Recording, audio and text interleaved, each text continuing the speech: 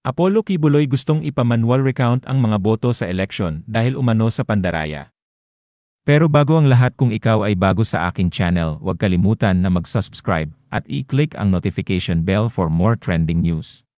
Nanawagan ang nakakulong na appointed son of God at senatorial candidate na si Apollo Kibuloy para sa manual recount dahil sa mga kadahilanang ito'y nadaya umano. Sa pahayag na inilabas ng kampo ni Apollo Kibuloy, sinabi ng kanyang tagapagsalita na si Attorney Israelito Torion ay nagpahayag ng kanyang pagnanais para sa isang manual recount.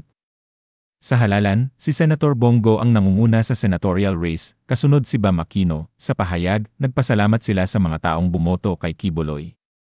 Sa pagkakaalam natin, bahagi siya ng Duterte o ang 10 senatorial candidates na suportado ni dating Pangulong Rodrigo Duterte.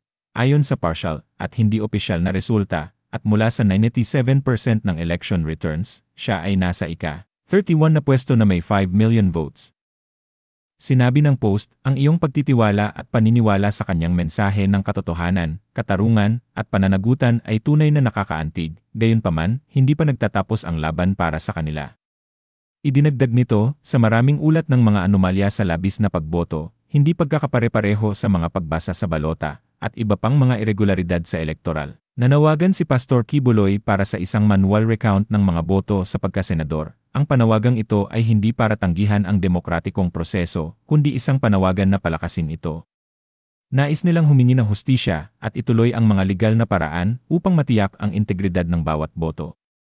Gayunpaman, ang panawagan ay hindi isasagawa ayon sa COMELEC Chairman George Erwin Garcia, dahil hindi ito mandato ng Republic Act No. 9369 o ng Automated Election Law. Sa mga kandidatong senatorial na suportado ni Duterte, sina Bongo, Bato de la Rosa, at Representative Rodante Marcoleta lang ang nakapasok sa Magic 12 batay sa hindi opisyal na resulta.